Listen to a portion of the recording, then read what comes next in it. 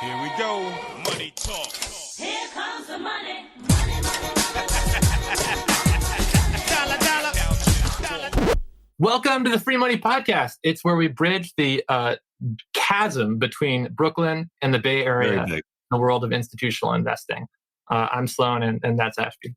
Good to be here, Sloan. You remember that part where you were talking about bridging the chasm and making progress 14 seconds ago? Yep.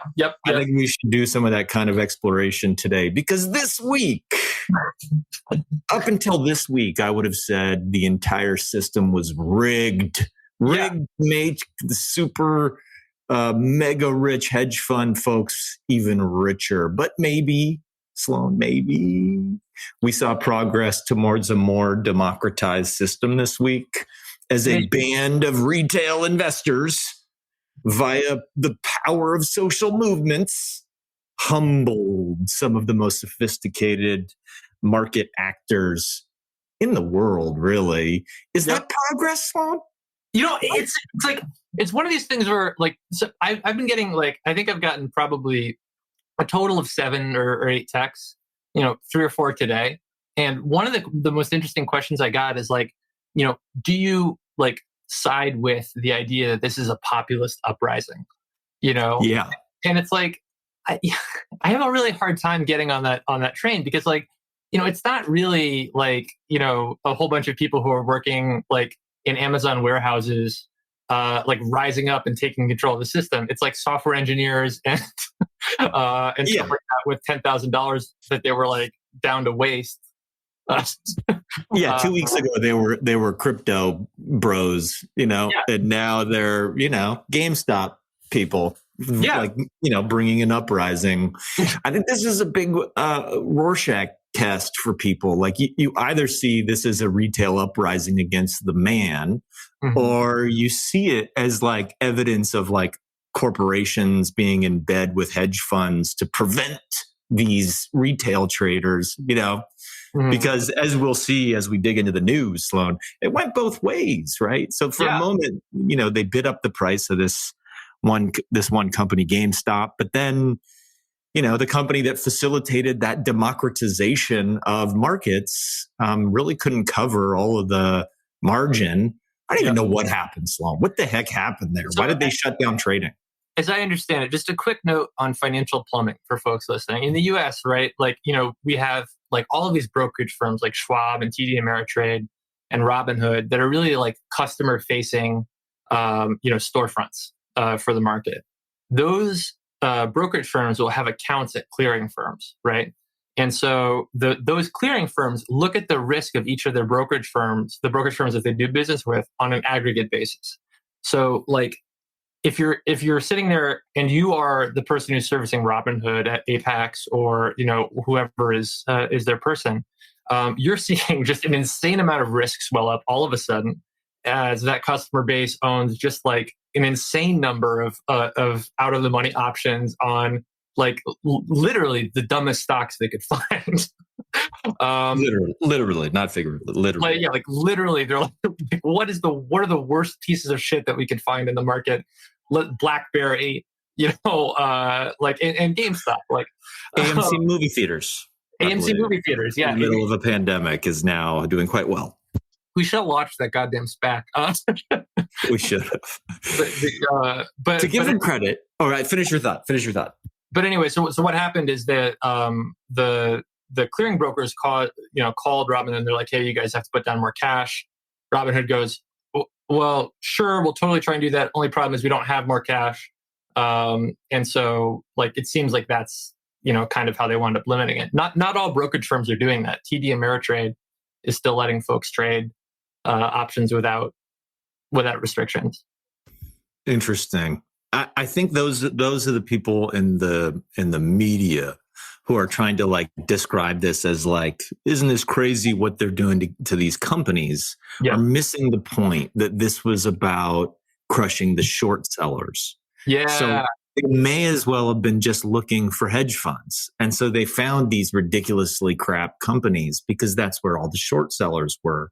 And so the progress, if there is any, is an entire generation of short sellers that are now scared shitless that they will be crushed by the retail mob.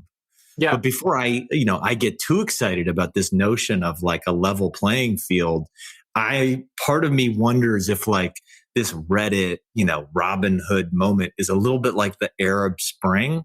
Like it's the social movement that brought down like the dictators of finance. Oh man.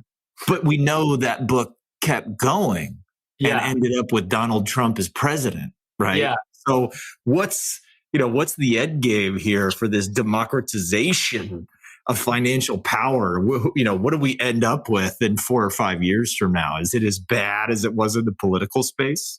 I would say like a plausible, insane prediction to me would be a dark web marketplace going public via SPAC, like a dark web drug marketplace going public. I think that's highly likely. Something that's like it's explicitly illegal, but like is something like that. I would see, and then maybe a guy wearing a Viking helmet, hangs out on the New York Stock Exchange or something. Viking helmet on the stock exchange. You heard it here first, ladies and gentlemen. Anyway, we'll come back to that. How are you, by the way? Are you healthy? Are you? And I got news. I'll come to news. First, let me check in on you. How's life? I'm healthy as hell. I had the worst vitamin D deficiency ever for so long. And yeah, like I don't know if I talked about this in the last podcast. I had my vitamin D after surgery went down to 12. And like the range you're supposed to have is like 30 to 100 units. Yeah. Medicine units. Yeah, that's low. Medicine units, for those of you that missed the unit of measurement. Yeah. And like, oh my God, if you want to feel like you're losing your mind, have a vitamin D deficiency. Like I was like, this is just my life now, I guess. Like I was like taking breaks on the way up the stairs. And like, basically I would work for like 2.5 hours or 3 hours during the workday. And then I would just like be only able to watch anime. And then I would go back to regular business. I think if we could get that portable alpha beverage back into your refrigerator, Sloan, that's a great point. This would be solved. I mean, that's one of the many things that portable alpha, I think, delivered was vitamin D. Yeah, many other vitamins. Yeah, orange. YR, a lot of different vitamins. Anyway, let me get to my news. Yeah. I have 3 bits of news this week. Hell yeah. First bit of news, potentially the biggest sovereign wealth fund on earth, the Public Investment Fund in Saudi Arabia, has set a new strategy. And for those of us with Twitter handles called Sovereign Fund, this is kind of a big deal to see a $2 trillion organization kind of shift its strategy. And it's clear to me that organization is now shifting very much internally. That's been happening, so like obviously it went out, it did the SoftBank Vision Fund, it was out splashing capital around the world, doing some things. But now we've heard the rumors, it's kind of refocusing internally, it's going to focus on development, but it set a very interesting goal for itself this week. One of its key goals by 2025 is to help create 1.8 million jobs within the kingdom. And that's a really interesting mandate for a commercial investment organization. Yeah. You won't see such a direct link between job creation and, a pension fund or a sovereign fund really in many other jurisdictions, as you've just seen here in Saudi Arabia. Yeah. And by the way, this isn't a government, creating more jobs to go build infrastructure. This has to be private sector jobs. This is a commercial entity. And so it's no small feat to go and build, a couple of Walmarts worth of jobs in 5 years. And so I think that's going to be a challenge. Kind of strategy that you were talking about with Singapore's Temasek, right? Like that's how they compounded the way they compounded, right? Is building the whole economy. Right. And so what will be interesting is if this Saudi, let's call it a development fund, will end up, starting new industries. Like I remember reading at some point, they were like, let's do tourism, let's do movie theaters. things like that. So it'll be a fascinating development to watch that fund kind of change its trajectory and focus internally. Next up in the news, let me just transport you from Saudi Arabia, Sloan, to Indonesia. Oh, we're super global here. Super global. We are. This is Indonesia. The world is flat. Where the country is in the process of launching a new sovereign wealth fund with a twist. It's not their wealth. It's other people's wealth. They announced this week that their new sovereign, in quotes, wealth, end quotes, fund is collected. No, I did that. Sorry, those are my air quotes. We are creating a sovereign wealth fund. That would have been ideal. Please recall that in your page notes. All right, onward. Gotta stop laughing, and I'm back. So 10 billion has come in the form of letters of intent, which the press release said commitments. And I said, that's not a commitment. I said that to myself. That wasn't publicly. But so they've got 10 billion in letters of intent for participation in this new vehicle.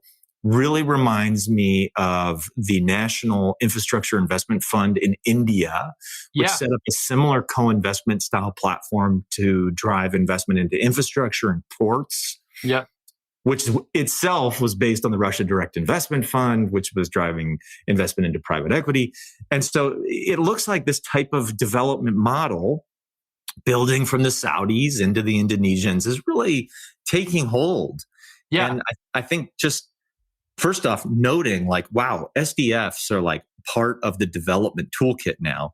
And two, these big investors are willing to partner with SDFs in these local kind of hard to unravel ecosystems like Indonesia and India on an increasing basis. And I think too, like, I mean, this is a year, the last 12 months, foreign direct investment is cratered. To go out and raise a $10 billion fund as Indonesia, like a pretty marginal credit. Like, I mean, like that's quite an accomplishment. Yeah, and that's why I'm wondering if these are just non-binding letters of intent. But let's keep the water warm and not icy cold. Yeah. My last news comes to us from the Securities and Exchange Commission that was obligated to kind of weigh in on the flash mobification of retail investing. And there was quite the punditry going on, Sloan, this week. I'm sure you witnessed some of the videos. It was a sea of hot takes. It was unbelievable. Like literally, I've heard WallStreetBets called everything from anti-Semitic to like this, these warriors for equality to. I know. I mean, my favorite, I saw a video earlier today where this lady was saying they are like the January 6th Capitol mob. It's like, what? Oh, man. There's nothing that's right about that take. Anyway, acting chair of the SEC came out today with a 3-paragraph statement, which read like somebody asked him why he hadn't said anything yet. And he said, oh, crap. I guess I better say something.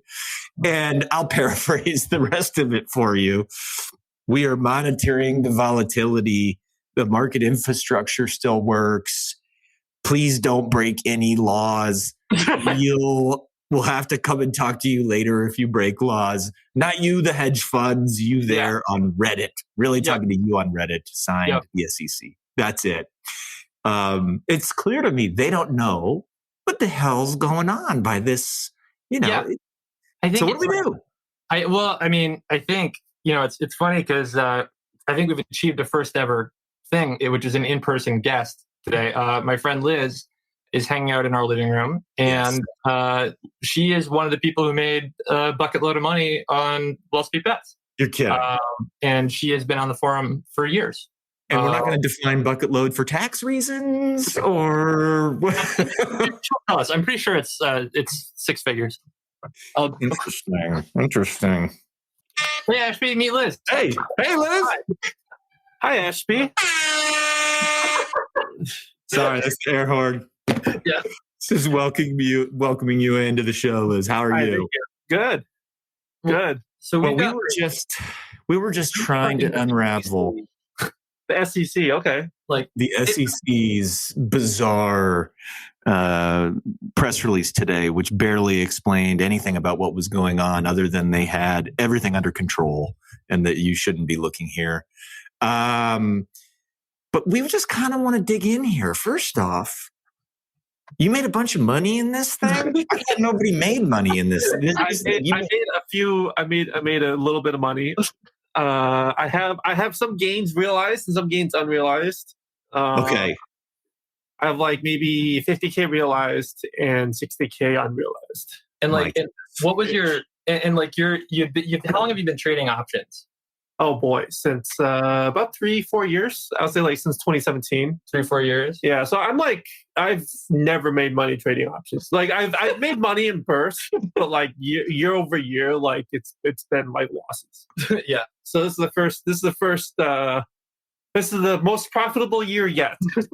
That's our strategy with this podcast. We just keep doing it, even though very few listeners. But at some point, we're going to make $110,000. That's our expectation. I'm lucky with GME. So like, I mean, we've got a bunch of folks who probably are not so familiar with what Reddit is, but maybe you could describe like what WallStreetBets is. Yeah, so like Reddit is like a collection. Basically, Reddit's like a collection of forums, and WallStreetBets is a sub forum. All these forums. Is this different from the chat rooms I was in the 1990s? It's not that different. I would say from the chat rooms. They're like, they're a bit more. They in fact Reddit, like I would say like sometime last year or maybe a little bit before then, released a chat room feature, which I'm not quite sure. I don't know anything about it. I never use it. I always use the forum parts. But I would say very similar to the chat rooms. A lot of like, can I swear on this podcast? Sure. You may in this one instance. A lot of shit talking, a lot of some pump and dump schemes. It's there's a lot of like garbage information, especially on WallStreetBets related to investing, but also like a few nuggets of gold, like some very good like due diligence. I think. Is pumping and dumping legal, or is it illegal but nobody can figure out who you are on Reddit? Oh man, like one of the it's obviously illegal. Yeah, if you get caught. Of course. Obviously. Just technically, it's still illegal, even if you don't get caught. Yeah, but that's okay. That's true. Murder is still illegal, even if you get away with it. But like, I remember like one thing that really sticks up in my mind was like last year sometime, like someone wrote this really long due diligence post on why you should buy lumber liquidators. I'm like, I didn't read it, but I saw the length of it, so I'm like, all right, I'll buy a little bit of lumber liquidator. Yeah, and then it went up. It was like already up like 17% that day, and then it went up a bit more, and I'm like, wait a second, this is stupid. So I cashed out and made like $100. And then it just like crashed afterwards. And then I remember reading people talking about it like after the fact. And they're like, yeah, that was like pretty obviously a pump and dump scheme. Like someone buys some options in lumber liquidators, pumps it up like 10-15%, and then just sells it. And I do know like the mods of the subreddit will sometimes post like, yeah, we removed a bunch of like pump and dump schemes today. Mm-hmm. They also have rules about like no discussion, like you can't discuss tickers under like a certain market cap or short, like you can't basically you can't discuss like small caps, like micro caps, like penny stocks. Yeah, that's right. That's what it's called. So you can so basically like it's this forum. People are talking about like, here's the due diligence that I've done on such and such and so and so. Yeah. Like it seems like there have been a couple of generations of WallStreetBets investments. Like what would you say was the first time that you sort of felt like you were participating in a phenomenon? I mean, I think what's interesting is that I feel like it's always been somewhat of a phenomenon, just maybe, like lesser known. But certainly in the investing, like there's like a whole group of subreddits that are tangentially related to investing. That's what they call the subform subreddits. So like there's one about stocks, there's one about finance, they're literally called stocks, finance, that kind of stuff. There's the Ben Graham style security analysis subreddit. Sure, yeah. Yeah.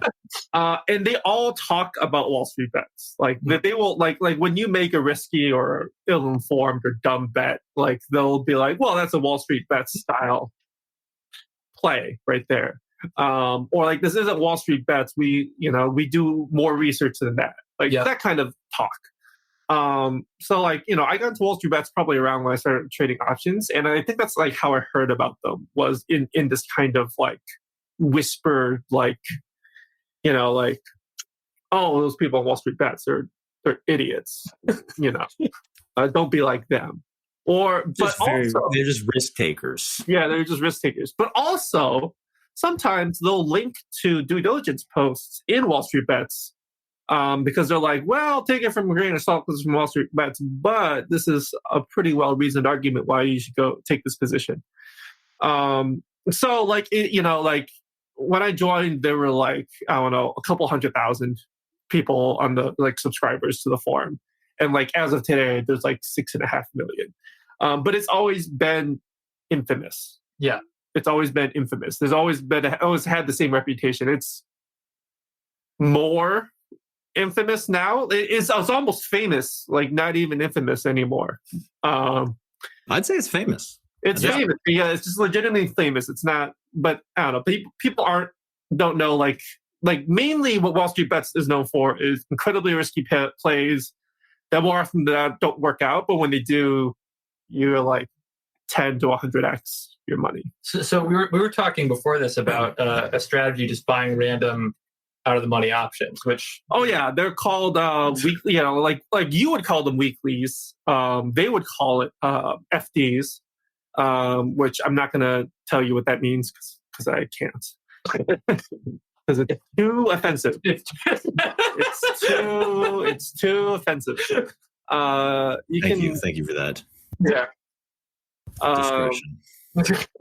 This is a family podcast. This is a family podcast. But yeah, like I don't know, like lottery tickets also call it. Okay. It's like and then they're just like that. Like people buy lottery tickets on like I hope Apple jumps up 5 strikes out of the money. And then they'll post like a screen cap of the losses. Yeah. Like, I bet 10K on Apple weeklies. Sometimes based on nothing, oftentimes around earnings. Earnings is a great time to see the loss porn. Because sometimes companies will have great, as you know, some companies will have great earnings. Their stocks don't reflect that. And that's a great time to lose money. It's also a great time to make money. A lot of, volatility. You want to see movement. You want to see movement in the underlying. Yes. But, like a lot more often is like yes, you'll see the big ones. That's the one that everyone because you can reward hosts with like these awards you buy. Oh, you could, like literally buy. They don't really mean anything, but they're like a gold star. Yeah, they're basically like gold stars. Okay. And like so that takes me to I was going to ask you a question about that. So there's a two-part comment / question. First is the whole world of institutional investing is now trying to get their head around this ecosystem. That's why you went from 200,000 to 6 million. Like all the hedge funds are like, who can we get in the Reddit? Like we got to get a Reddit analyst. We got to get a Reddit analyst because they're clearly affecting markets. And, all we do is like float around in markets. The hedge funds are really this is their world. And so they feel like they've been, beaten here. But the point that I was going to ask was like, I heard you say earlier, you did a trade literally based on the length of a post. I think your words were, it's clear somebody did a lot of homework. I'm not going to read it, but I'm going to buy an option behind it. And you made 20 or $100 or something. Yeah. How, as these new professional investors arrive into the world of Reddit, should they just be looking for long posts and then going seriously aggressive behind them with option strategies without reading them? Or is there another way of vetting quality in your mind? Sure, you can read them and look at the graphs and double check the references and look at like the 10Ks and do the due diligence. Okay, so it's regular research. Yeah, you can do regular like research. That. And then this little gold dust you get, is that an indicator? It's usually it's usually an indicator that people like it. I would say a lot of people also respond to these. It's almost like a meme. It's basically a meme now where they're like, well, it's pretty long, didn't read it, but I'm in. They'll often, the authors know this. They'll have like a too long, didn't read at the bottom. That's like, here's my position. Yeah. Which of course you can't verify. It's just, they said, Do you ever get down halfway through and it's like that Latin that you see in PowerPoints before you fill it in? Lorem ipsum? Yeah. Lorem ipsum, yes. I haven't seen that yet, but if someone did that, that's a great idea. Feel free to use that. Yeah. Like lorem ipsum with some graphs, like yeah. And then like throw some one paragraph, 10 pages of lorem ipsum. Yeah. Big aggressive option strategy behind it. Yeah. I would say like I've bought options on even less thinking than that.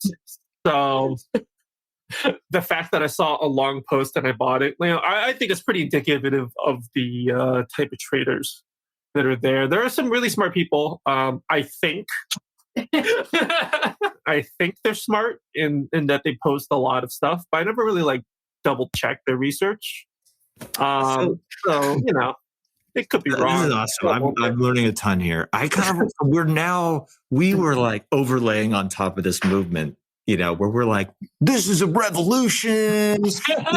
Like these people are taking down the man. It's a research revolution. Yeah, now I'm kind of wondering if this was like, I didn't really read it. And, so help me understand the collective part of this movement. Is it a culture that has been built up together? And so it is this social movement in that sense, but it's not really a fundamental research movement. What is the movement, I guess I'm asking?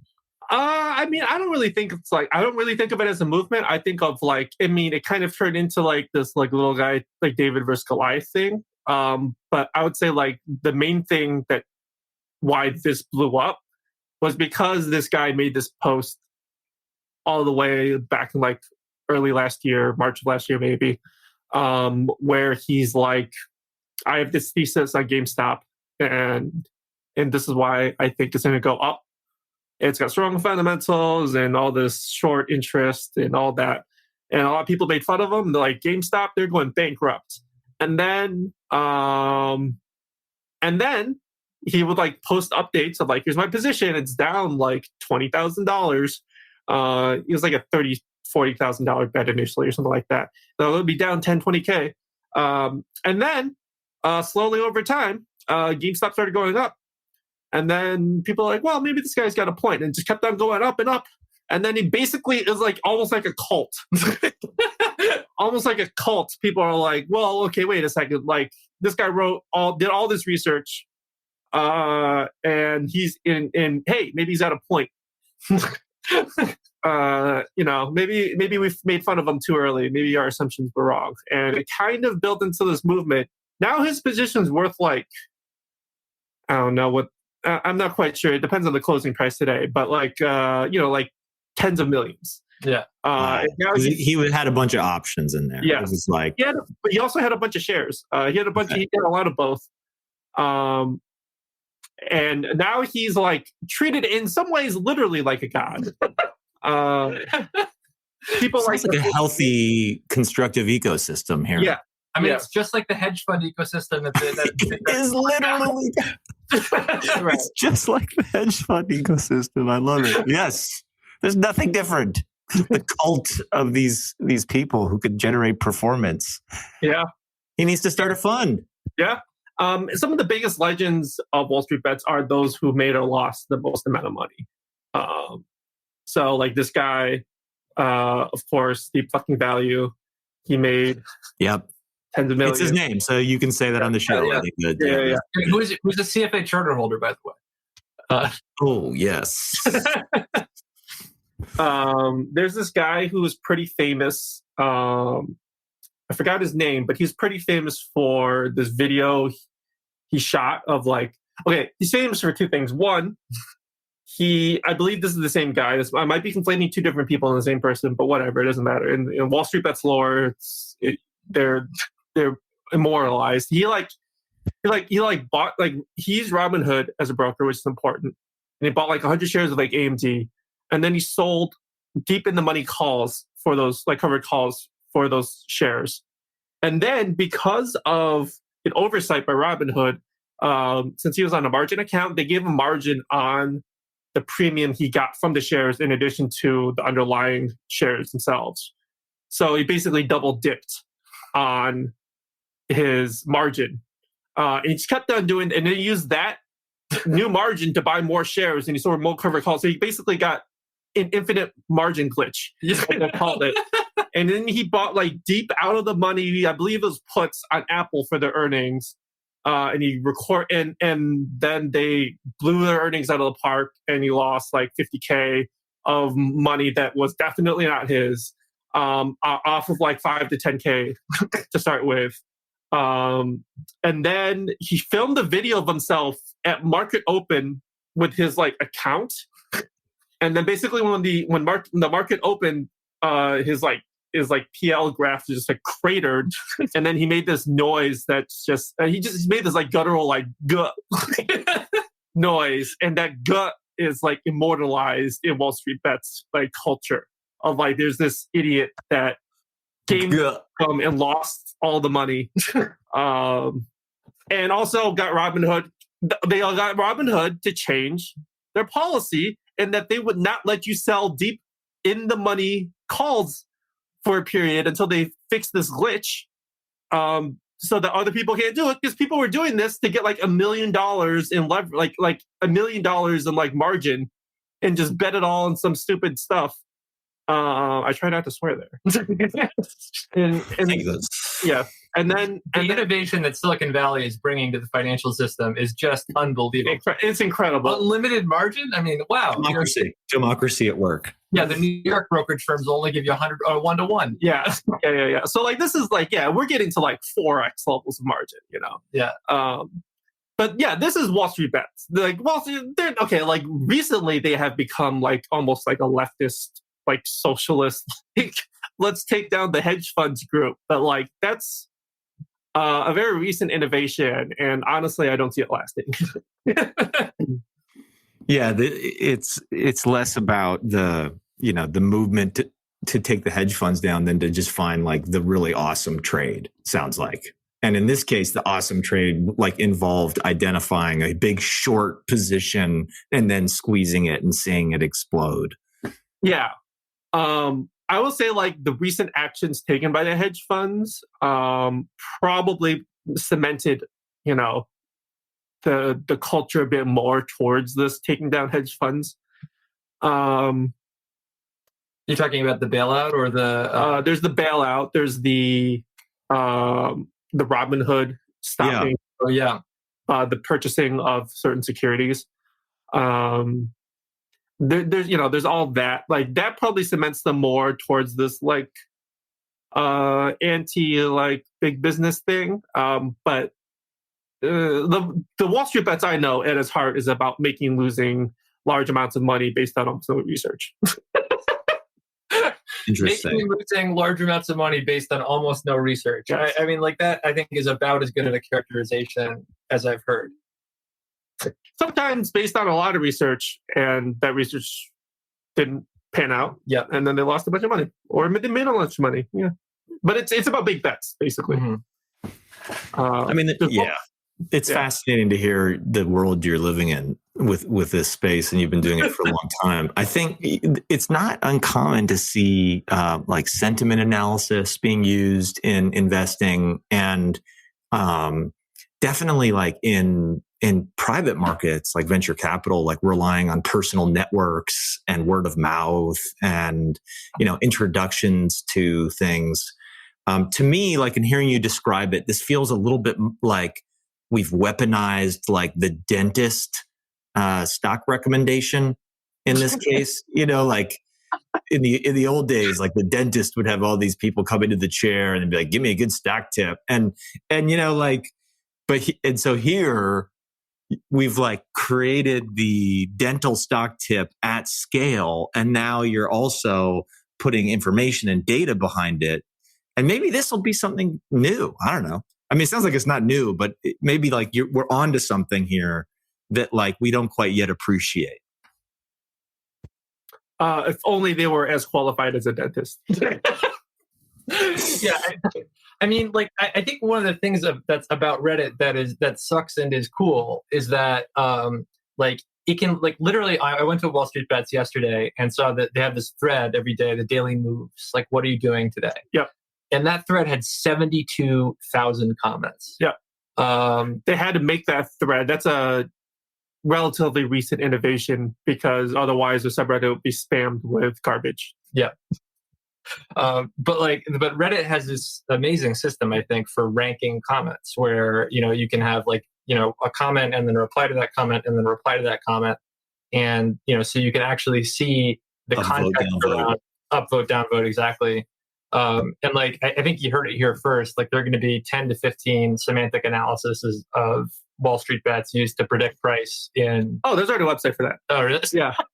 I think someone on WebStreet, and they pass around the URL for that sometimes. And it's just like, is WallStreetBets feeling bearish or bullish on the market this week?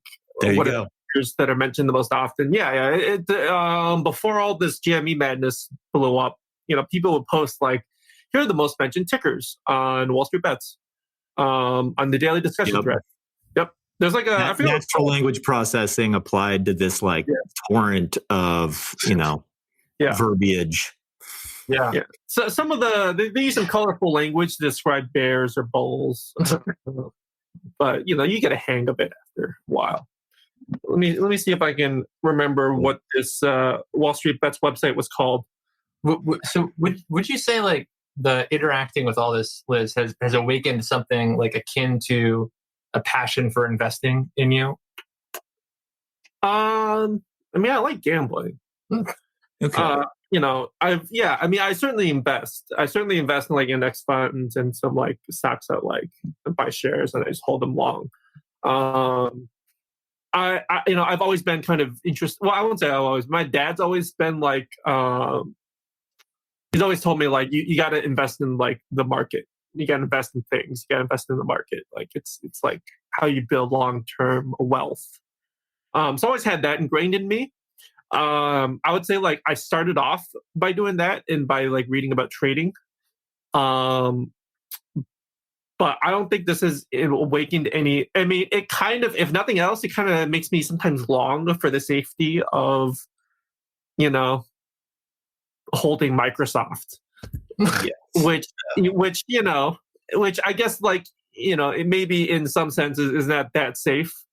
Since it's just a single stock, not diversified, but certainly a hell of a lot safer than buying weekly options and hoping for the best. And you happened to be on vacation this week that all of this madness went down. Yes, which is arguably the best timed vacation in human history to go into with a giant option position.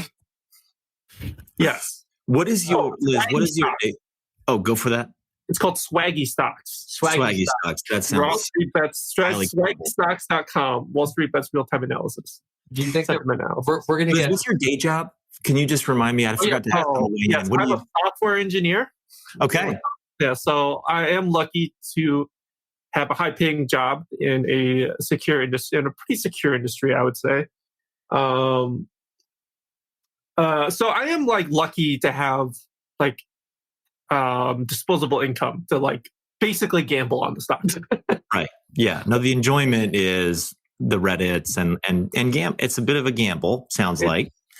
Yes, it's a bit of a gamble. But do you get so here's the last question. Then we unfortunately we gotta we'll go to the next move on. But did you get pleasure out of owning GME, or is it more like because there's a whole like thread out there that's like, look, there's now utility from the simple act of buying the stock, not from what the stock actually delivers to you. Like there's value in telling people I own GME.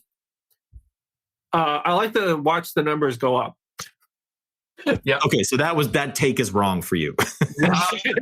You like the money.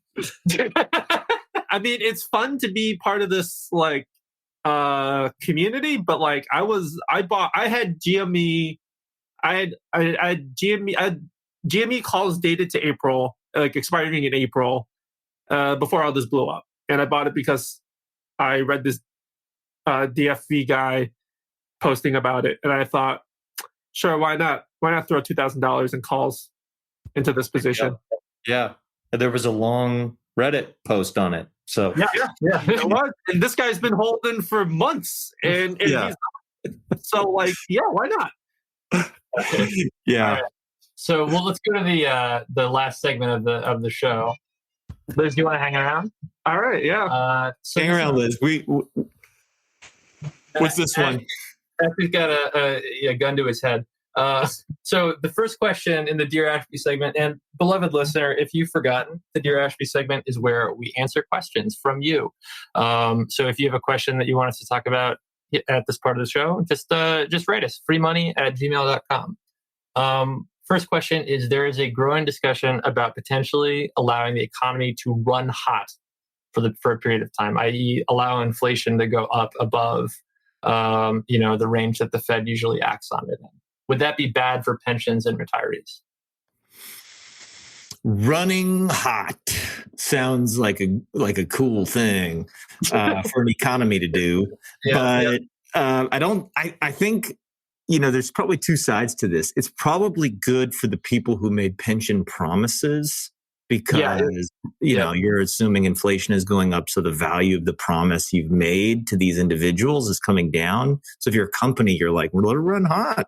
But at the same time, if it's running hot, that means you're letting interest rates stay low, which means the discount rate you're using to calculate those liabilities is forcing those liabilities to go very high because it's a low discount rate. So I think like it's probably a wash on that sense. The question is like, how sustainable is the performance when you're running hot? Like, are we gonna have a massive crisis that's gonna leave a lot of these companies like having to put huge, contributions into the system, or like some amount of speculative activity, perhaps? Yeah, like I think the beauty of running hot is it gives you an opportunity to find some volatility and buy some deep out of the money call options. Hell yeah. Yeah, so I mean, like that's the strategy. We're going to hear reports of investment committee meetings where everyone's like, we need to get some of these swaggy stocks into our portfolio. Next question is, we hear continued rumors, and this has happened to me, about attempts from Chinese and Russian intelligence to extract trade secrets from various companies. Have you come across anything like that? Yeah. Oh. I have. We called you out. You are Russian intelligence, right? I am. Yes. I think this is the forum through which to reveal. No, so look, my password at Stanford University, where I'm in the engineering school at Stanford, and I have to log into my account, is like 50 characters long, and that wasn't my choice, And so, I think there's a lot of concern that foreign intelligence agencies are trying to get access to secret information that is being developed here.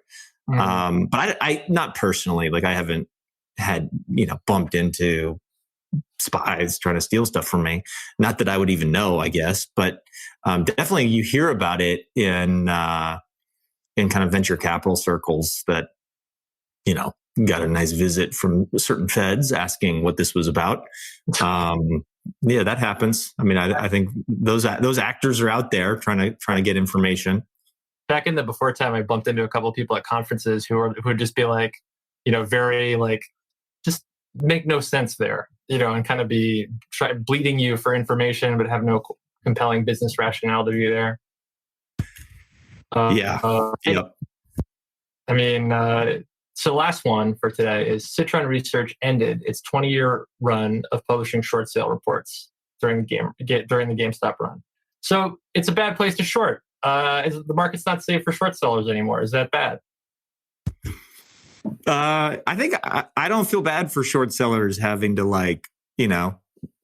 look behind their shoulder. I think short sellers have been hiring private investigators to go study corporate CEOs and dig up dirt, and the number of awful stories I've heard from people in industry about how painful it is to be a public company because of short sellers. I think it's probably okay for the short sellers to feel a little bit of that pain themselves and be maybe a bit more paranoid that Liz is coming for you. She's going to get you. She's going to come across a 45-page Reddit, and it will take her life savings and buy options, and that's coming after you, the hedge fund sellers. But no, I don't think it's going anywhere. It's not going anywhere. Yeah, shorting is part of the market. I think there's a bigger chance of crushing the shorts is to explain to the long-term investors that when they put their stocks in a stock loan market, that they're contributing to the volatility that they often don't want. So yeah, but I don't think this moment is going to kill shorting, even if it might create a bit more suspicion. But it would be interesting to see if more people go the way of Hiro Mizuno at GPIF and restrict their their shares from being lent out. Probably the all-time person who has owned the shorts harder than anyone else. Or it's Elon who put Hiro on his board. Yeah. So I think Elon saw Hiro say that, and he's like, "You're coming on my board." Liz, while you're here, why is Elon king? Because much like with GameStop, where some people bought in early and made a bunch of money, some people bought into Tesla, made a bunch of money. So those people, they carry a lot of weight, I guess. Maybe not weight, but they're kind of famous. And Elon is just kind of like a memey asshole on the internet, and that's what WallStreetBets is. Yeah, he did call some nice guy trying to save a bunch of kids a pedo, I think. Yeah, he is the richest man on earth. He smokes weed. He's married to a rock star. That's true. He's amazing. He's amazing. No one likes him still. He did tweet out game stonks recently, which caused it to go up 100% after hours. So that really cements him in, I think, WallStreetBets memory. I think the fact that he's going to get us to Mars is pretty good for me. I think, the dude is legit Iron Man. Also, Grimes' albums, they slap. True. They do slap. But that about does it for us today. If you've been listening, I hope you have now a compelling and complete understanding of what the hell is going on at WallStreetBets. Liz, I think this probably merits a bit of a warning slung. That Liz, you're going to get approached by quite a few, maybe even one person out of this podcast that want to understand in more detail the work that you're doing and the creative heuristics you use in your investment decisions. So just beware. Somebody might email Sloan to email you. Just watch out for that. Oh, good luck to them. Yeah, Liz doesn't get out of bed for less than $10,000. Yeah, it's true. That's no problem in the hedge fund space, Sloan. Come on. If you're in a hedge fund and you want to throw me $10,000, I'm down. Where do we throw it? Right. Well, you heard it here first. All right. You heard it here first. Bye. Bye. I'm looking like money, money, money, money, money, money, money, money, money, money, money, money, money. Now make it rain on them.